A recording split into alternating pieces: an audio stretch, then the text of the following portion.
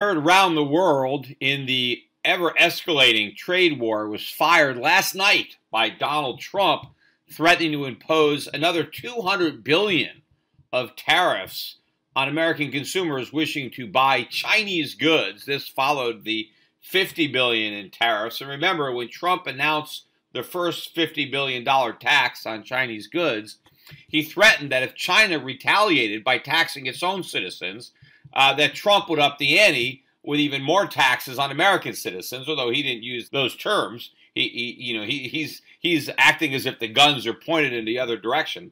But the Chinese, of course, not to lose face, they immediately went tit for tat with Trump, and now Trump had no choice but to follow through. $200 billion more in taxes. Now I guess the ball is in China's court.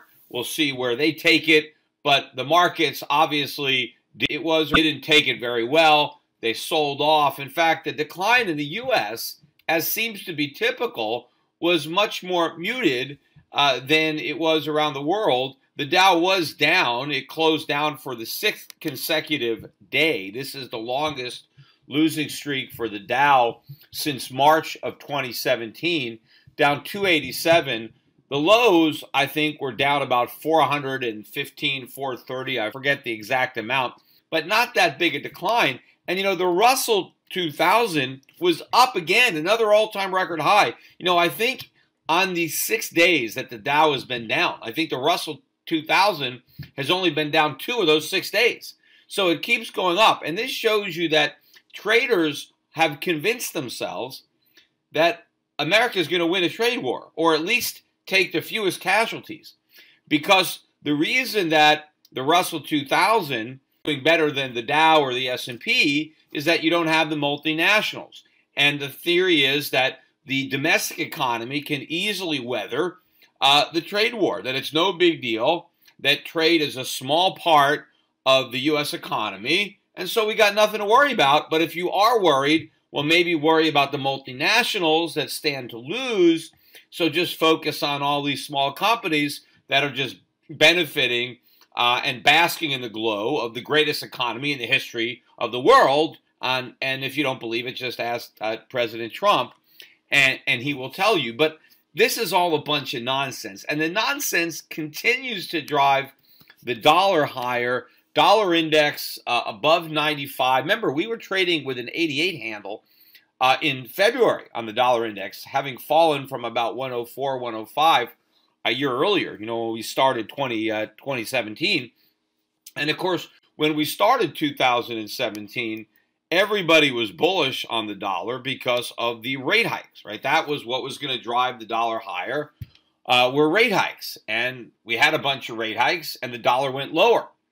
But now you've got some other misconceptions that are powering the dollar. Of course, one of the reasons that the dollar rose is because it did get very oversold in January, February. January was the biggest drop for the dollar in 30 years in a January, and that happened after the biggest decline, right, in 14 years, and first one in 5 years. So we got a bunch of traders all of a sudden got short.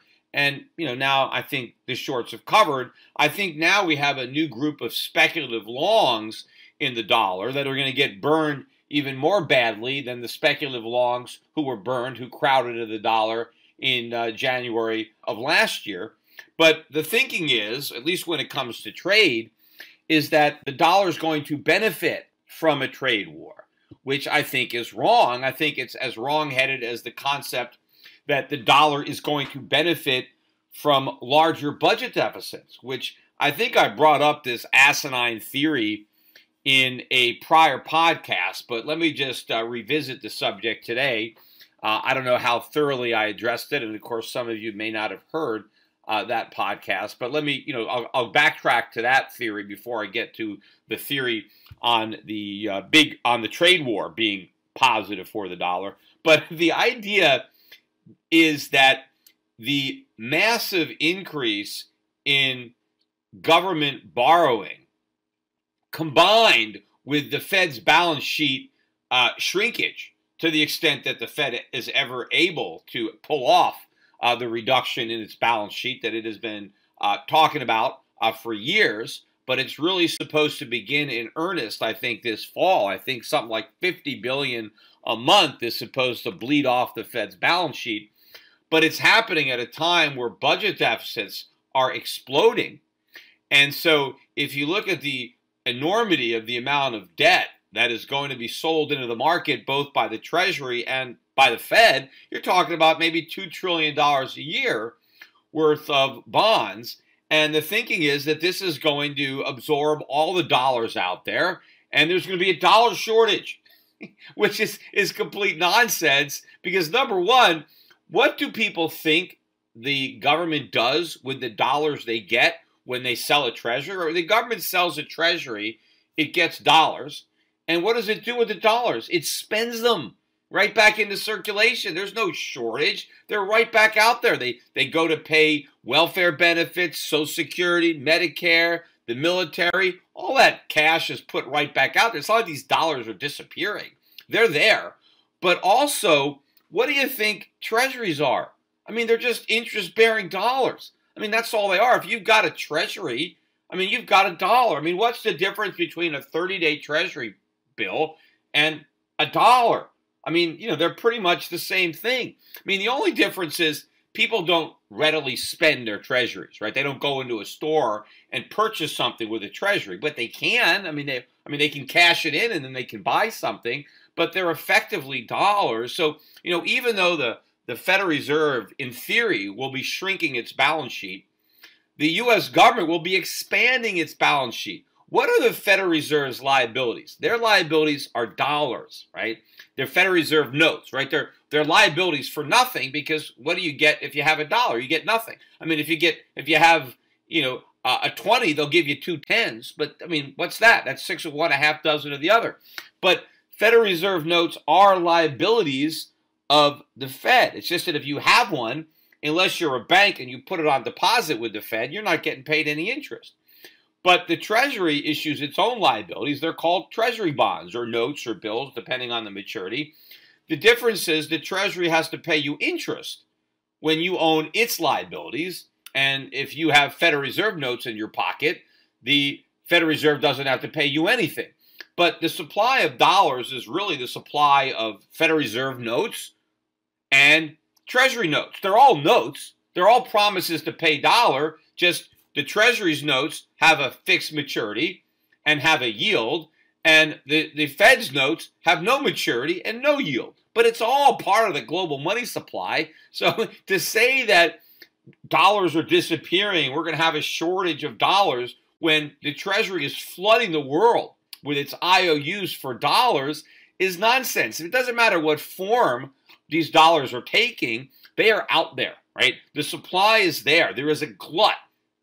Now, the other thinking is, well, you're going to crowd out all the dollar investment because all the dollars are going to go into treasuries. Well, that assumes that everybody who has dollars wants to loan them to the U.S. government instead of loaning them out to somebody else who may be willing to pay a higher rate of interest. And there will be plenty of willing borrowers who will be able to outbid the U.S. Treasury because the U.S. government is broke. The U.S. government doesn't have the ability to pay a competitive rate on its bonds, and it's not going to because the Federal Reserve is going to step up to the plate and provide the financing. So again, the idea that the Federal Reserve is going to shrink its balance sheet in the face of exploding national debt and an exploding balance sheet on the part of the U.S. Treasury is nonsense, because the Federal Reserve is going to have to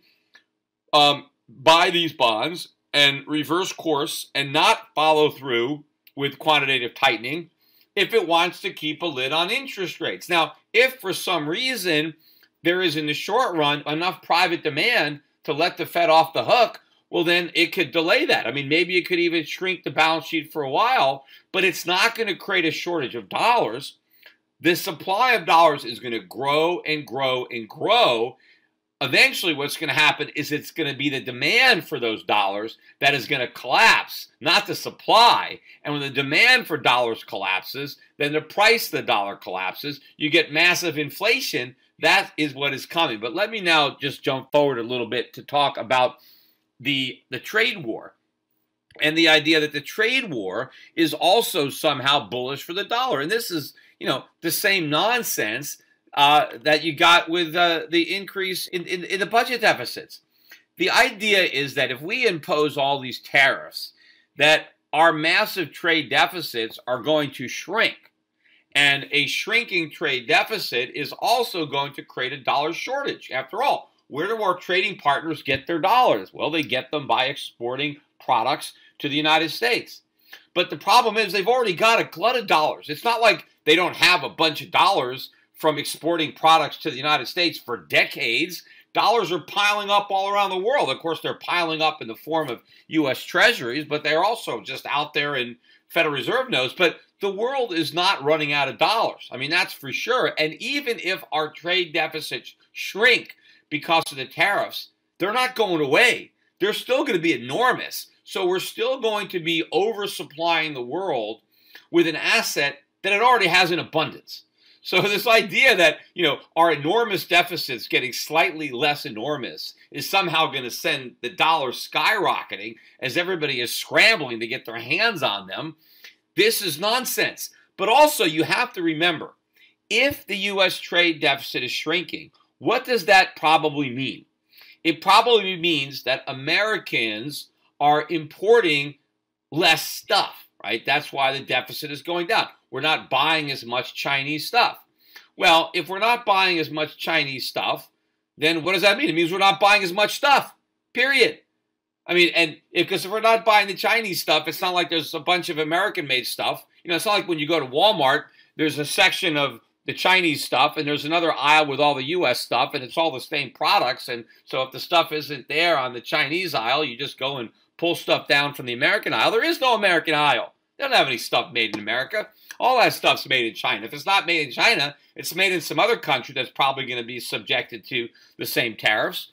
But if we are buying less stuff, then we're consuming less. And if we're consuming less, what does that mean to our GDP? That's 70% consumption. It means our GDP is going down. And if our GDP is going down, if consumers are spending less because they have less stuff to buy, or the price of the things they want to buy has gone up because of the tariffs, and because prices have gone up but their paychecks have not gone up as much, they have to budget, right? And they have to spend less. And so we see a pickup in unemployment. And so what's going to happen if the economy slows down and unemployment picks up? Well, the Fed is going to slow down on its hikes. It's going to either hike more slowly or call off the hikes completely or start cutting, depending on how much the economy decelerates. And of course, what happens if the backup in interest rates that has already taken place, the slowdown in the economy accelerates? I pointed out, look at the financials, look at the home builders, look at the auto sector. A lot of these parts of the economy are already visibly slowing down, and that momentum is going to be building. People are still, looking in the rearview mirror. They're all excited about what they think is happening, and they're oblivious to what is actually happening. But what if all of a sudden reality rears its head that it isn't easy for us to win a trade war, that in fact these tax increases and the potential ramifications among our trading partners are actually a negative, not just for the multinationals, but for all these smaller companies that populate the Russell 2000? Or what about all the Netflix of the world, all the big high-tech flyers that everybody is hanging out in as if they're the new utility stock, right? Everybody is piling in to these momentum names because they think they're immune from any kind of damage. And, if people are going to be hiding out in these, yes, in the short run, it's a self-fulfilling prophecy. If everybody is getting out of the industrials, if they're getting out of the financials, if they're getting out of consumer discretionary, and they're piling into tech, well, maybe tech could look like a safe haven until everybody wants out of that. And then where do they go, right? Then they're going to implode. I think where they're going to go is they're going to go to gold. I mean, even though gold has made a move down with the breakout in the dollar or the move up in the dollar, I think that's the last, safe haven standing. I mean, once you run out of safe havens, where are you going to go, right? That's where people are heading, because nobody is looking there now. People don't even think they need a safe haven. In fact, I don't even know if money is moving based on a search of a safe haven. It's just going wherever the momentum is. I mean, people are using the safe havens as a source of funds so they can get more money, into the momentum stocks, because everybody is piling into the trade that's working because nobody wants to miss out. It wasn't just the cryptocurrencies where you had the fear of missing out. You have a lot of fear of missing out right now in some of the high-flying U.S. stocks that everybody is piling into. But the problem is when everybody wants to pile out, there's no one left. And if we end up getting a big drop in the stock market, now you've got the reverse wealth effect that is also going to be going on. So if that is happening, then what is the Fed going to do? Again, the Fed is going to reverse course. So everybody who is betting that the trade war is bullish for the dollar is wrong. And there are a lot of other reasons why it's bearish for the dollar. It could be the ultimate in bearish for the dollar because the dollar's reserve currency status could hang in the mix here. I mean, we piss off all of our trading partners that are recycling their trade surpluses into our dollars to keep this, financial system going where Americans, drew the long straw, right? We get to consume and not produce. We get to print up money that everybody wants and they have to give us all their stuff to get it. And if all of a sudden they say, you know what, we're not playing this game anymore because America's not playing fair anymore and they're threatening us with all these tariffs, I mean, we end up biting the hands that feed us. And that's it. We no longer issue the reserve currency. Maybe we go back to a gold standard, which is what we should be on, which means if America wants to import, they better export real products or gold, right? When you have a gold standard, you don't have all these trade deficits. Either you pay for your goods with goods or you pay for them with gold. Now, where do you get the gold? You got to mine it. I mean, you just can't print it like the U.S. government can print up dollars. If they want gold, they got to get it. Right? They just can't create it out of thin air because gold has real physical properties that can't be just reproduced out of thin air. And that is the ultimate danger. One of the funny things I hear all the time on television, they say, well, the Chinese could use the nuclear option. And one of the nuclear options that they define, it's generally there's two nuclear options that most of the mainstream commentators think the Chinese have. And they're mutually exclusive, and they're kind of like opposites of each other. One of them, they say, is they could devalue the yuan, right? They could cheapen the yuan. Yeah, that's really going to hurt us. Right? They're going to destroy the value of their own currency, so they could basically, take the bullets for us. They could basically absorb the tariffs themselves instead of allowing Americans to have to absorb the casualties and take the fire. But there's no way they're going to do that. That doesn't help the Chinese to destroy the value of their own currency. The other thing they say is that Chinese can dump their treasuries, which I think is the smarter move and the more likely move. And of course, if they are going to devalue their currency, that means they're buying more treasuries, because to devalue their currency, they end up selling their currency. They create yuan and sell it into the market for dollars, and they take the dollars and they buy more treasuries. But if they want to dump their treasuries, then their currency is going to go up. The Chinese currency is going to rise if the Chinese dump their treasuries. The price of gold is going to rise if the Chinese dump their treasuries. That is where they do the real damage, because if the Chinese dump their treasuries and the dollar tanks and U.S. interest rates go up and U.S. inflation goes up and the gold price goes up, the party is over, right? China can win this war easily if they actually want to do so, if they actually will, sell their treasuries. And the irony of it is they should be selling their treasuries all along. They don't need an excuse. They should do it. Now, what we're going to now, force them into doing something that they should have done anyway, that was always in their interest. But the best thing for China is that now there's all this crazy demand for treasuries because people have all these crazy beliefs about the U.S. economy, about the dollar. It's a get-out-of-jail-free card. The Chinese actually have an opportunity to unload, an enormous amount of treasuries. Now, I keep hearing people say, well, they'll never sell their treasuries because they're shooting themselves in the foot. No, they're not. They're shooting us in the head. And even if they shoot themselves in the foot, they can survive that. We can't survive the bullet to the head. Plus, of course, most of the Chinese treasuries, it's not, again, they don't have to sell anything. Just like the Federal Reserve. Just let them mature and get their money back.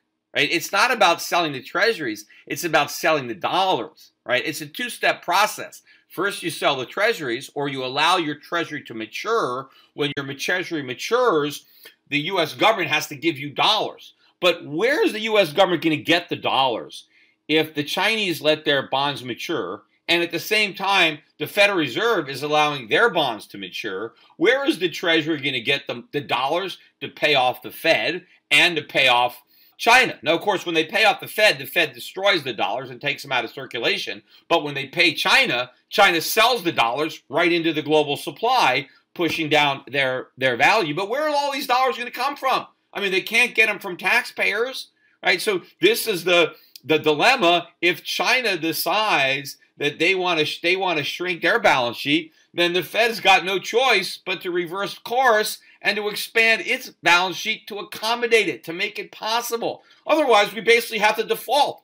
We have all these people demanding to be repaid, and you don't have the Fed as the lender of only resort, then the government's got to default. But of course, who's going to let the government default? They're not going to default. Trump's not going to default on the national debt. So Powell is going to have to print up all the money that's necessary. So what everybody is thinking is going to happen to the dollar, all the good things that people see happening from the deficits, from the trade war, from the rate hikes, none of this stuff is going to happen, right? But in the short run, just because people think it's going to happen, well, the markets are moving in that direction.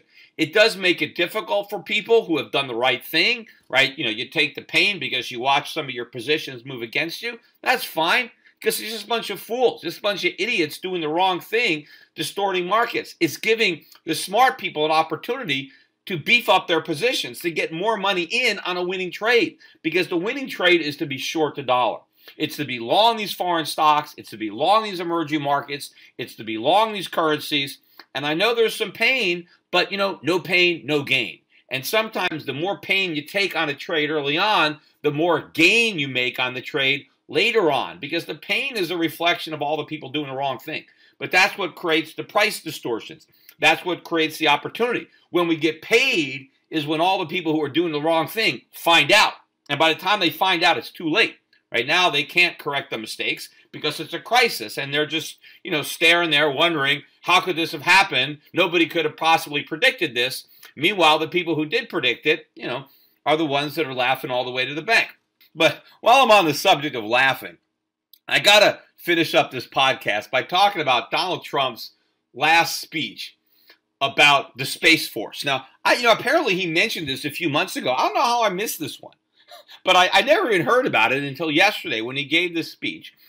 And Donald Trump, with a straight face, you know, I'm not kidding. I mean, you'd think that this is just something that was happening on Saturday Night Live, you know. But no, this is the actual Donald Trump talking about creating a fifth branch of the armed services. You know, we got the Navy, the Marines, the Army, the Air Force, and the Coast Guard, right? Those are the five branches. Now, you know, we got the Homeland Security, but that's, you know, they're like defense, but that's a whole separate department, right? They're not part of the Defense Department. They're their own separate cabinet, right? The Homeland Security, thanks to George Bush. I mean, I think the Defense Department took care of Homeland Security until 9/11, and then we decided to create a whole separate Defense Department and name it Homeland Security. And so that Defense Department was in charge of defending the homeland, and the rest of the Defense Department is, I guess, I don't know what they're defending, if not the homeland. I thought the whole purpose of the Defense Department was to defend the homeland, but be that as it may, you know, Bush was able to expand the size of government thanks to September 11th in a number of ways. But now Trump, you know, without any kind of war going on, wants to further expand the military by adding a fifth branch, the Space Force. The Space Force. I mean, the whole thing is laughable. I mean, first of all, where's the money going to come from to pay for the Space Force? You know, if you listen to Trump's speech, he said that he wanted the Space Force to be separate but equal to the Air Force. Separate but equal. We got 300,000 men in the Air Force. I mean, what is he going to do? Is he going to cut the Air Force in half? Are we going to take 150,000 Air Force guys and stick them in the Space Force? I mean, are they going to have the same uniforms, or we got to come up with all new uniforms? How much is that going to cost? Although I bet they're going to be pretty cool uniforms. Like, a lot of people are probably going to want to be in the Space Force, because I think, you know, those are going to be some pretty sharp-looking uniforms. Or is he going to hire 300,000 people? I mean, we got, what, 4% unemployment. Where were you going to get 300,000 people to join? Can you imagine the recruiting? You know, we're looking for a few good men to go into outer space, or 300,000 men. We're going to ramp up. He talked about building all these spaceships, like an armada of spaceships. Like, what are we going to do with an armada of spaceships? Who are we going to fight in outer space? I mean, maybe Donald Trump is so convinced that he's already created peace on Earth that now he wants to bring peace to the galaxy.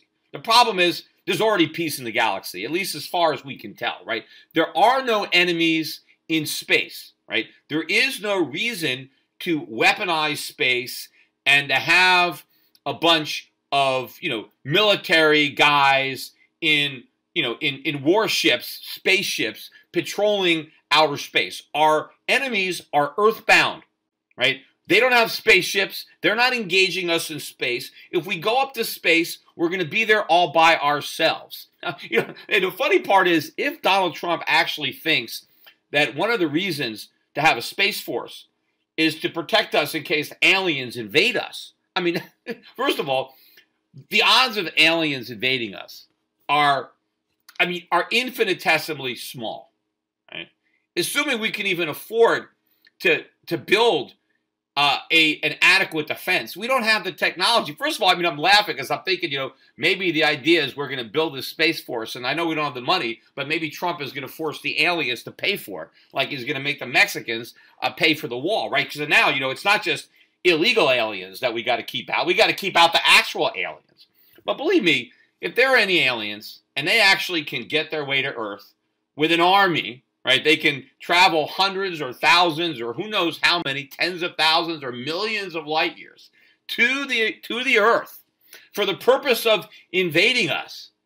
I think we're pretty much done, right? I mean, I think there's no point in even putting up a fight. We'll just piss them off. I mean, what's the odds that they can't kick our asses if they could get here, right? I mean, come on. I mean, we'd better off just trying to, you know, be friends with them than piss them off by trying to attack them. I mean, think about the level of technology that would be required for aliens to actually come to Earth. I mean, they would have to be, I mean, a minimum maybe thousands of years more advanced than us, but they could be millions of years. I mean, how long has the Earth been here? What, 5 billion years?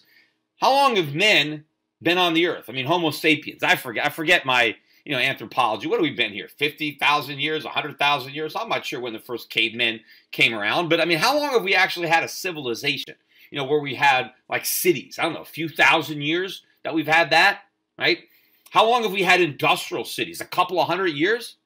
I mean, we just started flying. The Wright brothers were flying. What, 100 years ago, we had the first flight. So we are nowhere when it comes to evolution of our technology. We are at the very, very beginning. Can you imagine a civilization that's 1,000 years, 10,000 years, 100,000, 1,000,000 years ahead of us in evolution of technology? We're going to fight them with our F-14s. Their spaceships are going to come over here, and we're going to have something. I mean, we might as well, you know, our F-14s going against a intergalactic or interstellar spaceship that comes here from an advanced civilization. I mean, that's probably like the Indians shooting an F-14 with an arrow. No, it's actually probably like a caveman throwing a stone at an F-14 and expecting it to make any difference. So the whole idea that, you know, we should even spend money we don't have on a Space Force is just complete sheer fantasy. Now, I don't know, maybe Trump, this has not had nothing to do with it. It's just all about we need to dominate space just like we dominate the Earth. We just have to make sure that we have such a huge Space Force that nobody wants to mess with us in space. Who wants to mess with us? I mean, the race to the moon with the Russians was a bad enough waste of money, but I mean, we were a richer nation at the time, and it was part of the guns and butter nonsense in the 1960s that produced the 1970s. Look, if there's a reason to go to space, and I hear people say, oh, there's a lot of opportunity in space, there are resources that can be harvested in space, fine. Let the private sector do it. If there's money to be made in space, some capitalist is going to go out in space and make it. The reason that, you know, the government is going there is because it can't be done efficiently. I mean, it's just governments will waste money.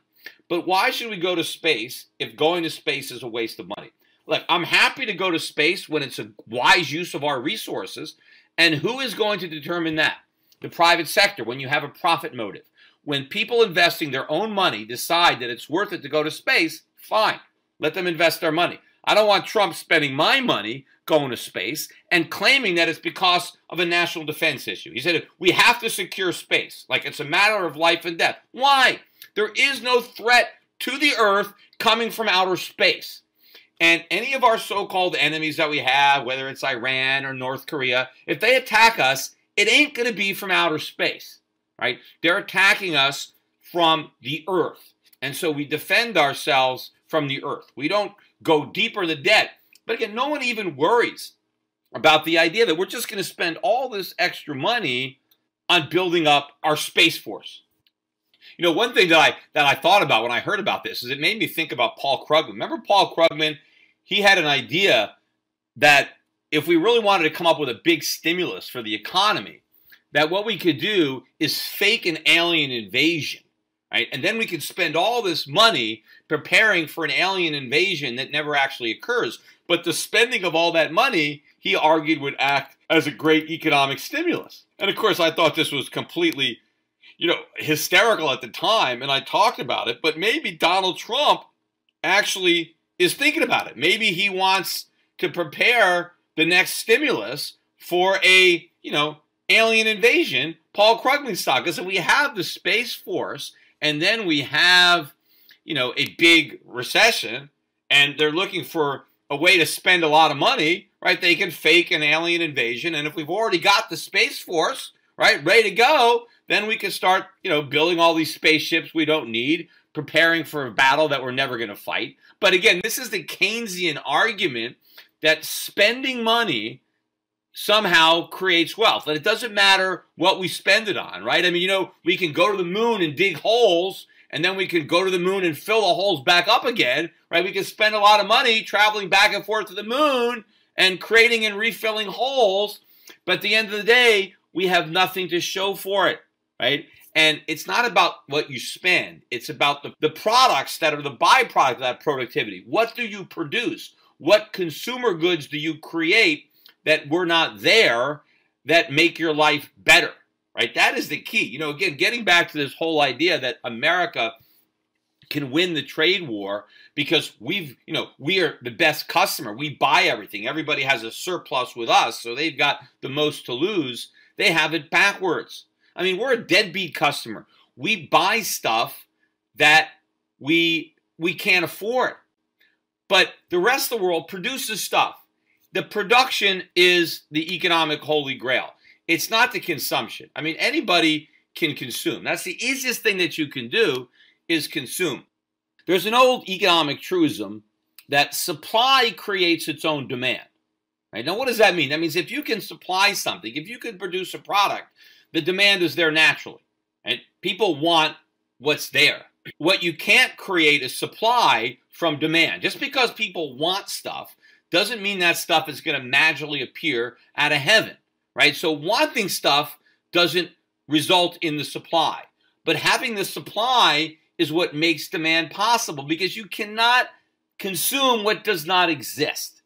You know, and so maybe it's desire, right? You can have all kinds of desire, but what turns desire into actual demand is supply. Unless something is produced, nobody can consume it, no matter how much they want it. And the fact that our trading partners like China, the fact that they have the supply, they've got it all covered.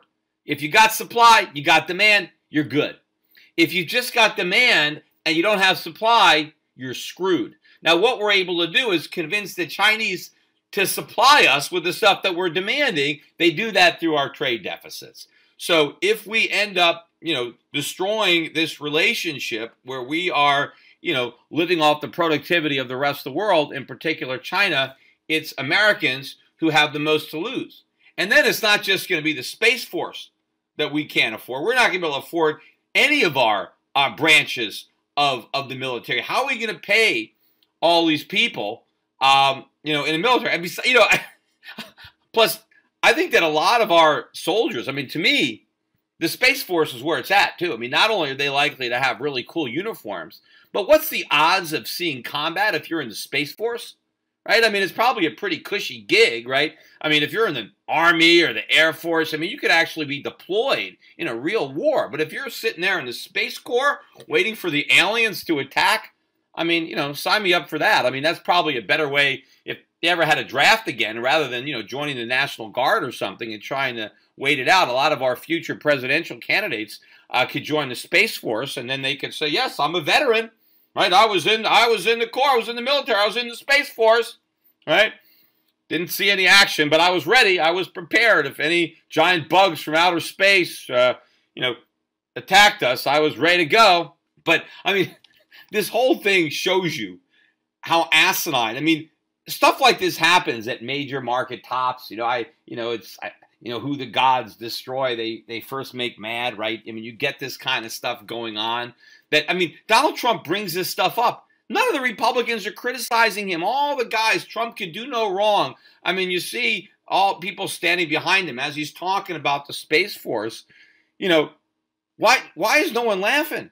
Everybody's got a straight face. I mean, to me, it's like, you know, what's that guy from, you know, the scene from Monty Python where the guy with a lisp is talking about his friend, biggest dicks, and everybody is cracking up. I mean, that's what I would expect to happen when Trump starts talking about the Space Force. I don't even know how he's able to talk about the Space Force with a straight face, but he's doing it.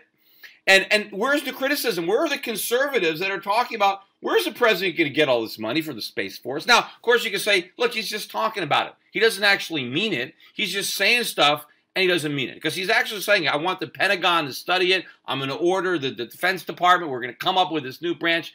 I mean, how can he say it if he doesn't mean it? And how can he actually mean something so ridiculous as saying we're going to have a Space Force? Or I keep thinking about, you know, like Mel Brooks, may the Swartz be with you or something. It's like, I mean, it really is funny if it wasn't so sad that this was actually happening. And, you know, people are saying, Peter, I'm being critical of Trump. Yeah, you know, yeah. I mean, I like the idea of Trump, and I liked a lot of the things about Trump as a candidate, and I really wish that Trump, the candidate, was president, but he's not. Now, there are some things that he's done that I approve of, and I do believe he gets a lot of criticism from the left that is unwarranted. In fact, a lot of the things that Trump does, if a Democrat were doing it, the left-wingers would love it, right? That's the problem with Trump. He's doing a lot of stuff that liberals should love.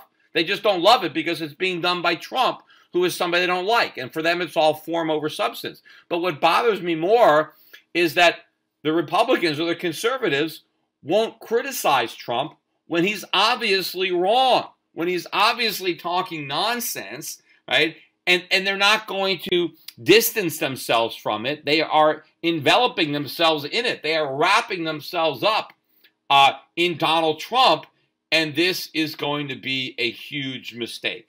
I mean, maybe it won't be a fatal mistake for a lot of people in the midterms. We'll see. It depends on how quickly everything rolls over. But I think by 2020, right, when we are deep in the next recession, whether we have a fake alien invasion to prepare for or not, right, when everything is imploding, it's going to be the Democrats saying, we told you so, right? They told us so for the wrong reasons, and they're going to be proposing all of the wrong solutions, but the Republicans are going to be powerless to offer an alternative because they are going to be stuck. They would have painted themselves into a box, and there will be no way out.